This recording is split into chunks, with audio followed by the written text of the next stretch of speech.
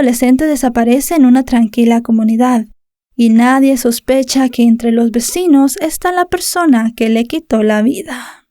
Hola a todos, ¿cómo están? Mi nombre es Lesma, espero se encuentren muy bien. Yo como siempre muy contenta de poder estar un día más aquí con ustedes, muy agradecida de que me estén viendo donde quiera que se encuentren. El día de hoy tenemos un caso ocurrido en los Estados Unidos. Acompáñenme a ver todos los detalles.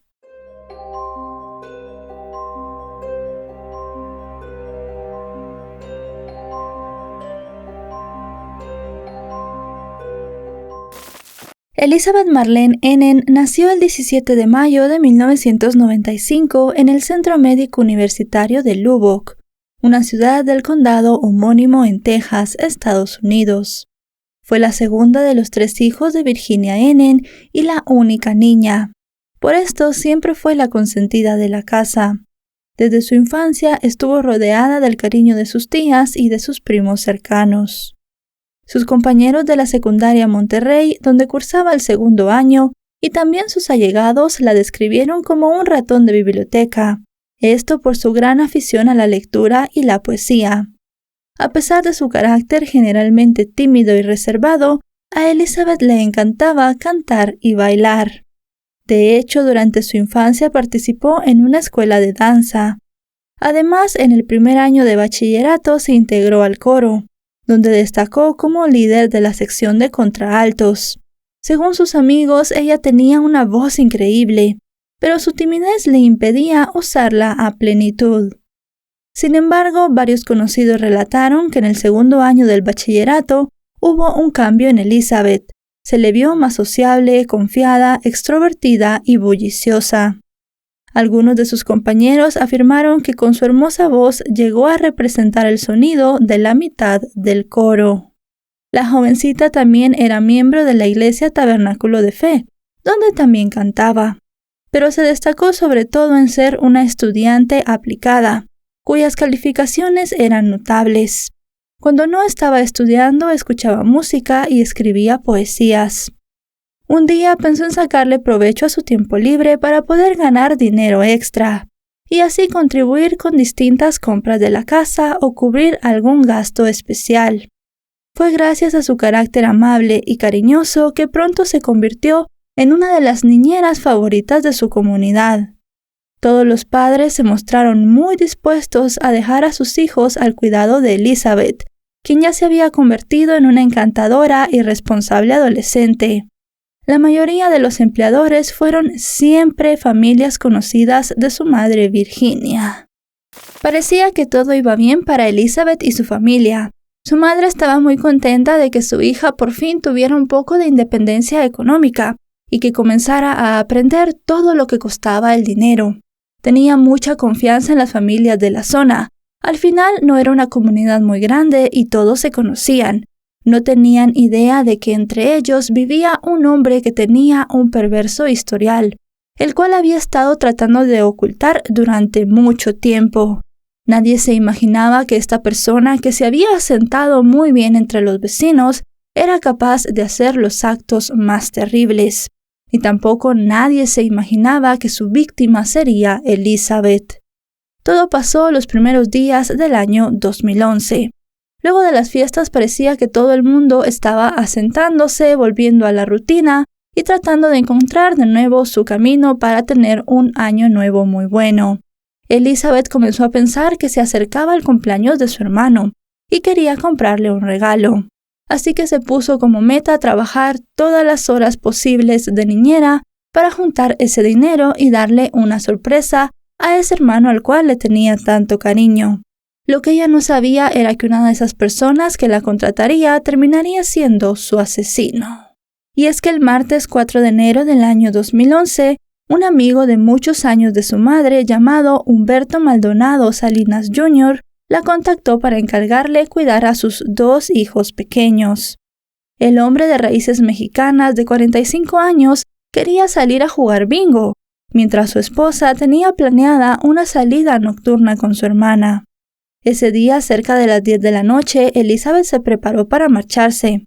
Se despidió de su madre diciéndole que la amaba y que la vería más tarde. Virginia se quedó tranquila. Después de todo, no era la primera vez que Humberto contrataba a su hija. Ella siempre llegaba sana y salva a su casa. Según lo acordado, Elizabeth tenía que estar de regreso en su casa poco después de la medianoche. Fue así como Elizabeth se dirigió al Carriage House Motel. En este hotel se estaba quedando la familia de Humberto, ya que se estaban mudando. Estaban buscando una casa más grande y tomaron el hotel como un hogar provisional. Virginia, por su parte, continuó con sus actividades como lo tenía planeado.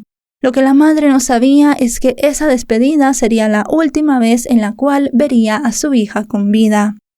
Ya a la 1:45 de la madrugada del 5 de enero, Humberto tocó en la puerta de la casa de los Enen. Llevaba en su mano el bolso de Elizabeth, algo que a Virginia le pareció muy extraño. Le preguntó qué había pasado y que dónde estaba su hija, pero Humberto tenía una historia que a la madre le pareció poco creíble. Él dijo que unos 15 minutos antes, más o menos, había dejado a la pequeña Elizabeth en la entrada de su casa y había visto cómo la niña abría la puerta del jardín para entrar en la propiedad. Dijo que luego de eso él comenzó a conducir, pero unos minutos después se dio cuenta que Elizabeth había dejado su bolso en el automóvil, por lo cual había regresado a entregarlo. Pero Elizabeth no había llegado a su casa. Su madre estaba muy nerviosa y llamó al número de emergencias para reportar su desaparición. También llamó a su hermana y ella llevó a sus hijos. Todo el mundo estaba muy preocupado por la adolescente y comenzaron a llamar a amigos y a otros familiares para ver si alguien sabía algo de ella. Lamentablemente no hubo noticias de Elizabeth y además la policía, a pesar de que ella era menor de edad, no quiso tomar la denuncia por su desaparición. Dijeron que se había tratado de una fuga. Pero para Virginia esto era imposible. Elizabeth no podía fugarse de casa sin sus cosas.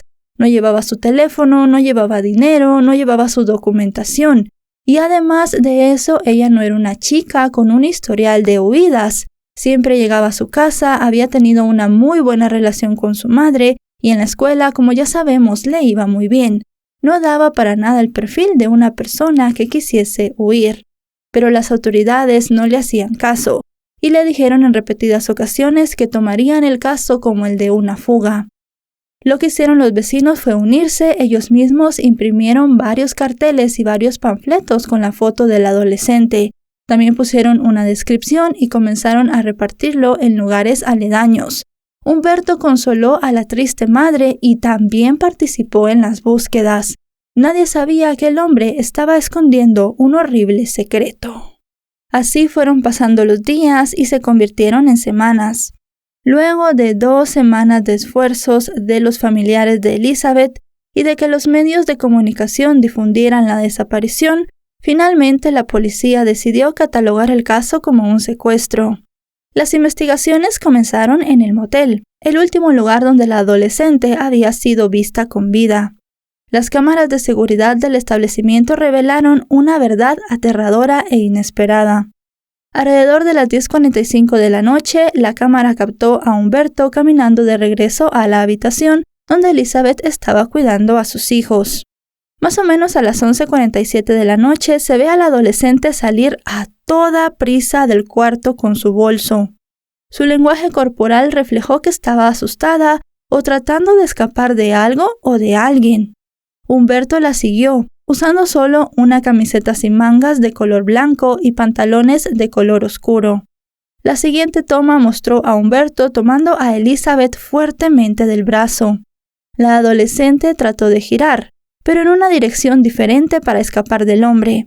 Él, con su altura y su peso, la dominó fácilmente y la obligó a caminar hasta el estacionamiento, donde estaba aparcado su vehículo. Luego la cámara pudo captar este vehículo saliendo del motel y regresando más tarde para luego salir nuevamente. Con estas reveladoras imágenes, Humberto fue llevado por la policía a la comisaría para realizarle un interrogatorio. Le dijeron que lo arrestarían y lo imputarían por el secuestro y la desaparición de Elizabeth. Querían presionar al hombre para ver si él podía darles algún dato más. Pero durante las primeras horas del interrogatorio, Humberto se ciñó muchísimo a la primera versión que había dado. No cambió ni un solo detalle y lo repitió en varias ocasiones. Dijo que Elizabeth se había comenzado a comportar extraño esa noche y que cuando salió corriendo supuestamente sin ningún motivo, él simplemente le había ofrecido llevarla a casa. Siguió diciendo que la había dejado en la entrada y que luego de eso se había ido, para luego descubrir el bolso en su automóvil y regresar a casa y hablar con su madre, toda la historia que ya conocemos. Pero la policía fue presionando un poco más y más. Ellos querían que él entrara en alguna contradicción o cambiara algún detalle. Y luego de que lo presionaran un poco, él dejó entrever que pensaba que su hijo de 18 años, que en ese momento también estaba desaparecido, vamos a decirlo así, porque tenía un historial de escaparse muchas veces de casa, y Elizabeth se habían escapado juntos. Él esto ya se lo había dicho a la madre de la joven, pero realmente Virginia no creía que Elizabeth y el hijo de Humberto tuvieran alguna relación sentimental o se hubiesen ido juntos. Cuando la policía vio que él comenzó a poner a su hijo, comenzaron a presionarlo más. No podían creer que un padre quería culpar a su propio hijo de un crimen que ellos estaban seguros él había cometido. Luego de muchas horas de estar bajo presión y de cambiar de agentes de interrogatorio en varias ocasiones, al final el hombre aceptó que había estrangulado a Elizabeth quitándole la vida, y luego de eso se había deshecho del cuerpo en un lugar alejado. Incluso le dio a las autoridades la locación precisa de donde podían encontrarla. La noche del 24 de enero, los restos de Elizabeth fueron encontrados en un campo, a unos 15 kilómetros al noroeste del condado de Lubbock.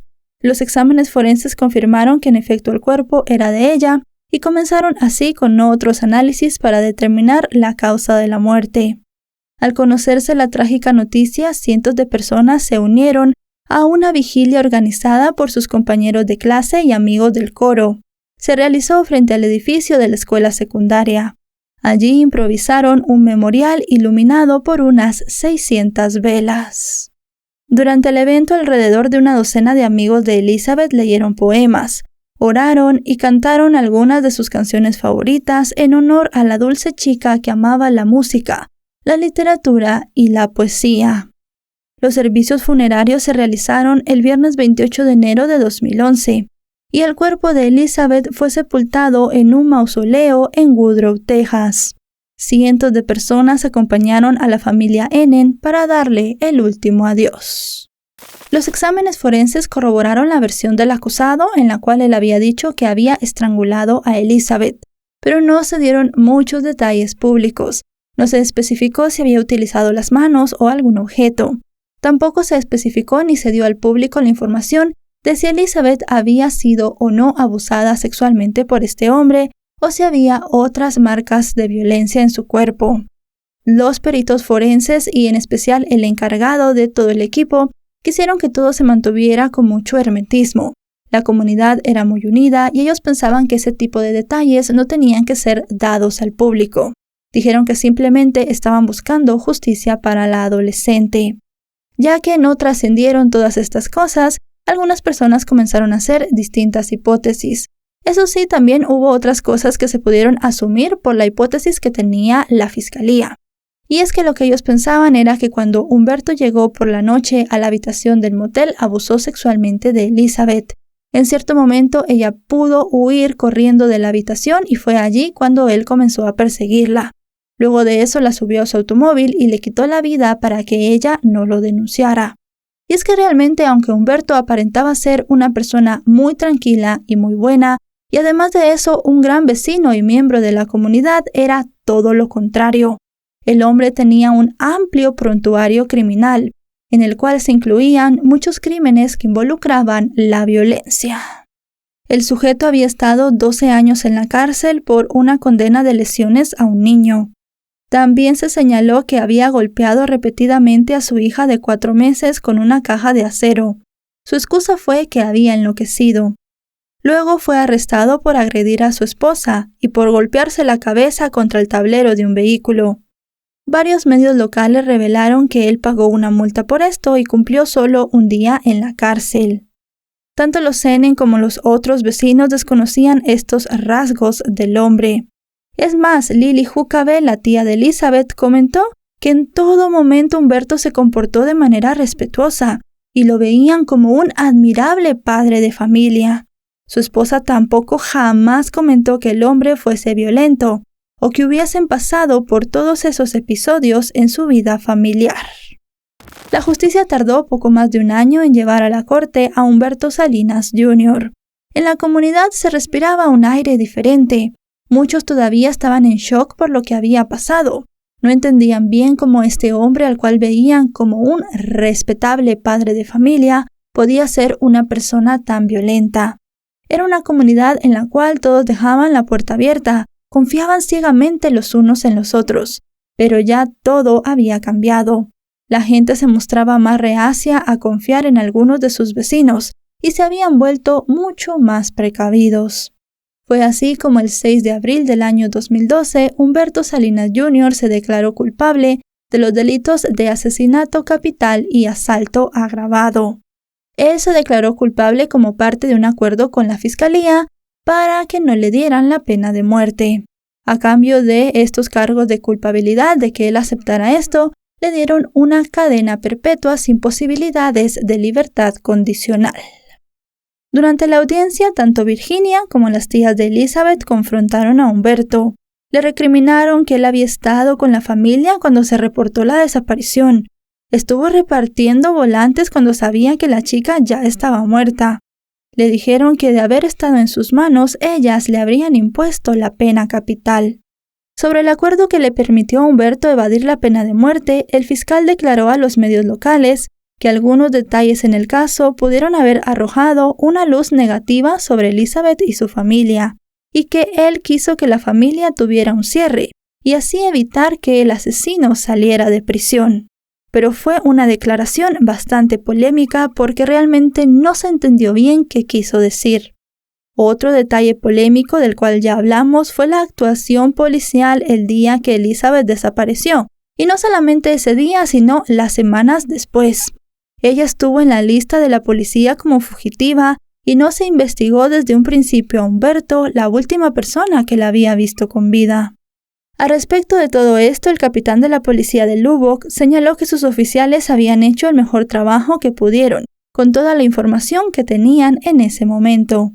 Dijeron que la familia en un primer momento no había dicho que Elizabeth estaba en el motel cuidando a los hijos del hombre. Agregó también que el acusado estuvo presente cuando se llenó el informe inicial y él les dio varia información incorrecta, posiblemente con la intención de confundirlos. Además de eso, proporcionó un sitio alternativo donde Elizabeth había ido a trabajar como niñera. Ofreció a la policía la versión del supuesto noviazgo de la chica con su hijo y una posible escapada de ambos. En cuanto al hijo de Humberto y la versión de que tenía un romance con Elizabeth, él fue encontrado por la policía unas semanas después. Ya era mayor de edad, así que realmente no lo hicieron volver a su casa. Pero él tenía una coartada sólida, varias personas lo habían visto muy lejos del motel la noche del asesinato del adolescente. Y es que hubo muchas personas que llegaron a creer que padre e hijo estaban juntos en el crimen. Pensaban que tal vez el hijo de Humberto no se veía en las cámaras del motel, pero que podía ser que él lo hubiese recogido en algún punto del camino y que ambos le hicieran daño al adolescente. Pero esto fue sacado completamente de la investigación y la fiscalía dijo que nunca había sido una hipótesis válida. Y además de eso, que el hijo de Humberto jamás había tenido una relación sentimental con Elizabeth. Cuando le preguntaron a Virginia por qué ella no había dicho a la policía que su hija estaba esa noche en el motel cuidando a los hijos de Humberto, ella comentó que estaba muy angustiada, que no estaba pensando muy bien y que lo único que quería era que encontraran a su hija. La policía tenía varias dudas de la información que había recibido ese día, y fue por eso que habían puesto a Elizabeth como una fugitiva. Ellos pensaban que la chica había desaparecido desde la puerta de su casa mientras salía, y que ese había sido el último lugar donde había estado horas antes. Fue así como se defendieron de haberla puesto como una fugitiva y no como una menor desaparecida. El caso de Elizabeth, como ya lo dijimos, impactó a toda una población, a todo el país y sigue impactando a todos los que escuchan de él. Su asesino se sentó en la mesa de su propia casa a hablar con su madre, a tratarla de consolar y trató de parecer una persona muy buena delante de la policía y de los demás vecinos, para que nadie sospechara de él. Como les dije, era una comunidad donde todos confiaban en todos, y en un primer momento nadie sospechó de él. Se perdieron días y semanas de la búsqueda de Elizabeth porque la policía realmente no hizo bien su trabajo. Para Virginia, la madre de la víctima, realmente no hay una sentencia que le pueda dar paz. Si bien ha cerrado un círculo en su vida, ella siente que por más años que le den a este hombre e incluso si le hubieran dado la pena capital, ella jamás va a poder olvidar el dolor que es perder a una hija de una forma tan violenta. Virginia siempre lleva con ella desde el día del entierro de su hija un brazalete con la frase "Justicia por Elizabeth". Toda la comunidad se unió a ella para darle su apoyo, su cariño y también ayudarla a sobrellevar una pérdida tan grande. Y bueno, chicos y chicas, hasta aquí el video de hoy. Como siempre decimos, un caso muy impactante y este es todavía más impactante porque un hombre que estaba metido en la sociedad, que todos veían como bueno, en realidad era una persona violenta, una persona mala. Y eso nos lleva a pensar que tal vez, por mucho que creamos conocer a algunas personas de nuestro entorno, nunca vamos a saber todos los secretos que pueden guardar. Podemos ver una persona muy integrada en la sociedad, siempre con una sonrisa en su rostro y muy tranquila, pero al final de cuentas no sabemos si por dentro tiene los más terribles pensamientos. Aunque Humberto quiso culpar a su hijo, la justicia llegó para la familia de Elizabeth. Y si bien ellos querían pedir la pena capital, por el acuerdo que se logró, este hombre tiene una prisión perpetua y no volverá a hacerle daño a nadie. Si este video les ha parecido informativo, recuerden dejarle un me gusta, recuerden suscribirse si no lo están. Actualizo 3 o 4 veces por semana y si están suscritos les llegará una notificación cada vez que yo suba un video. Ahora sí, nos vemos hasta otro caso. Adiós.